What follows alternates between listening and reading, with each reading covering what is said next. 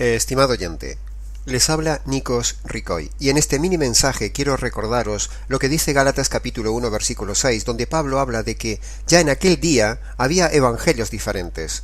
Dice Pablo: estoy asombrado de que tan pronto os hayáis alejado para seguir un evangelio diferente. En el día de hoy, en el ambiente cristiano evangélico, también hay muchos evangelios diferentes al bíblico. Tenemos, por ejemplo, el evangelio materialista de la prosperidad, el evangelio sensacionalista y egoísta de los milagros, el famoso evangelio de salvación por obras, o incluso el tan conocido y falso evangelio de pase al frente, levante la mano, repite esta oración: Dios te ama y tiene un plan maravilloso para tu vida, acepte a Jesús en su corazón, etc. Pero todo esto es falso, no es el evangelio verdadero que salva. Todo esto no es bíblico. Para que lo entendamos, pongamos una ilustración sencilla al estilo de las parábolas del Señor Jesús. El evangelio del reino es como un pasaporte. Si un pasaporte no tiene todos los detalles correctos, la persona nunca le dejarán pasar la frontera. Si en una frontera la autoridad humana es tan exigente, imagínese, estimado oyente, en la frontera del cielo, cuando usted presente su evangelio como pasaporte y le digan en las puertas del cielo: este evangelio no vale, es falso o está incompleto, y escuche aquellas palabras de Mateo capítulo 25 versículo 41: apártate de aquí, maldito, al fuego eterno. De la misma manera, estimado oyente, cuando Dios pida al hombre el pasaporte para poder entrar al cielo, es decir, cuando pida el evangelio verdadero para poder entrar a la eternidad y la persona no lo tiene completo ni ordenado, entonces nunca podrá entrar en la eternidad a la presencia de Dios. En resumen, cuidado, porque hay varios evangelios. Segundo, examina tu evangelio a ver si está completo, ordenado y perfecto. La Biblia presenta concretamente el evangelio verdadero como si estuviéramos en una sala de justicia, donde el hombre es el delincuente y culpable, y Dios es el legislador y juez. Por lo tanto, en el evangelio se manejan los mismos términos que se usan en una sala de justicia.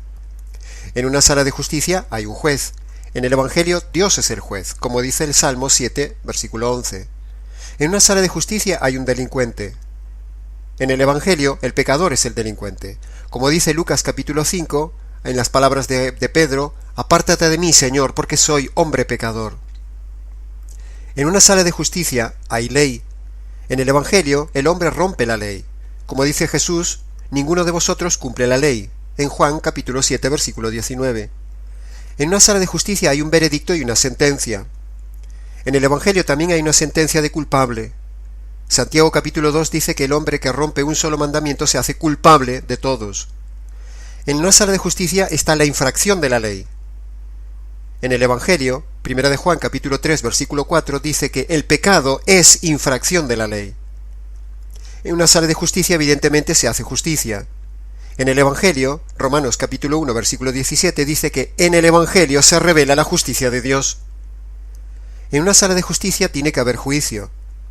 En el evangelio, lo que le espera al hombre es el juicio. Como dice Romanos capítulo 2 versículo 3, ¿piensas, oh hombre, que escaparás del juicio de Dios? En una sala de justicia, evidentemente hay una condena. En el evangelio, el hombre está bajo la condena, bajo la ira de Dios, como dice Juan 3:36. En una sala de justicia hay abogado.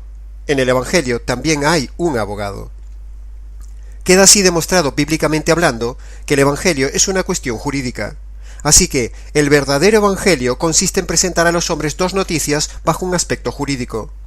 La primera y mala noticia es que el hombre está totalmente condenado por los pecados que comete diariamente, es decir, por lo que hace, como dice Marcos capítulo 7 versículo 21, y también por tener una naturaleza mala, es decir, por lo que es, como dice Isaías capítulo 64 versículo 6, todos nosotros somos suciedad. Ahora, por otro lado, el hombre tiene enfrente a Dios, que es santo y un juez perfectamente justo. Por lo tanto, Dios no puede pasar por alto los pecados, sino que debe aplicar su justicia y también debe descargar el castigo que producen los pecados del hombre. Como dice el Salmo 7, versículo 11, Dios es juez justo. Si Dios es un juez y es justo, no puede perdonar al hombre, porque si lo hace se convierte en injusto. Isaías capítulo 6, versículo 3 dice que Dios es santo. Si Dios es santo en su naturaleza, no puede aceptar la naturaleza inmunda del pecador. Son incompatibles. En Isaías capítulo 40, versículo 28 dice que Dios es eterno. Si Dios es eterno, el hombre merece un castigo eterno por ofender a un ser eterno. Pensemos esto. Por un solo pecado Dios expulsó al diablo del cielo al instante. Por un solo pecado Dios expulsó a Adán y Eva del paraíso al instante. Estimado oyente, ¿cuántos pecados has cometido en tu vida? ¿Por qué Dios aún entonces no te quitó la vida? ¿Por qué entonces Dios aún no te expulsó del planeta Tierra? La respuesta es una: paciencia. Como dice 2 de Pedro capítulo 3 versículo 15, la paciencia de nuestro Señor es para salvación. Entonces, con todo este panorama que hemos dicho, el hombre frente a Dios tiene un grave problema jurídico. El juicio, la justicia y la ira de Dios están sobre él. ¿Cómo librarse de esta situación terrible? Porque los pecados demandan justicia. Si la justicia cae sobre el pecador, cuando Dios le quita la vida, entonces está perdido. Pero si la justicia cae sobre otro, entonces hay salida, hay esperanza de salvación, mientras el pecador no muere. Pero la segunda y buena noticia es precisamente que la justicia cayó sobre otro. En la cruz, Dios, el Padre, descargó la ira sobre su Hijo para satisfacer la justicia eterna, justicia e ira que tú y yo merecemos recibir en la condenación eterna. Isaías capítulo 53, en la profecía de la cruz, dice: Versículo 4. El Mesías fue herido por Dios y abatido. Versículo 6. Yahvé descargó sobre él el pecado de todos nosotros. Versículo 10. Yahvé quiso destrozarle y quebrantarle con padecimientos. Entonces, ¿significa que ya estamos todos salvados porque ya está todo hecho en la cruz? No, ni mucho menos. Dios manda y pone a todo hombre dos condiciones para salvarse. En Marcos capítulo 1 versículo 15, Jesús mismo dice las dos condiciones: que usted debe arrepentirse, es decir, que reconozca y abandone sus pecados, y que usted crea y confíe en la obra de justicia hecha en la cruz. Cuando usted se arrepiente de sus pecados, primera condición, y pone su fe en la justicia descargada en la cruz sobre Jesús, segunda condición, entonces Dios lo declara total y jurídicamente perdonado, y hermosamente reconciliado con la familia de Dios. Por tanto, ahora sí, con la obediencia de estas dos condiciones, arrepentimiento y fe, el hombre puede entrar en la gloria de Dios. La resurrección de su Hijo es la evidencia de que Jesús nunca pecó, y que Dios aceptó este evangelio perfecto a favor del hombre pecador. La resurrección es el sello de la buena noticia de la cruz. Como la resurrección es vida, la resurrección de Jesús es lo que le da vida y poder a este evangelio. Estimado oyente, yo le invito a obedecer las dos condiciones.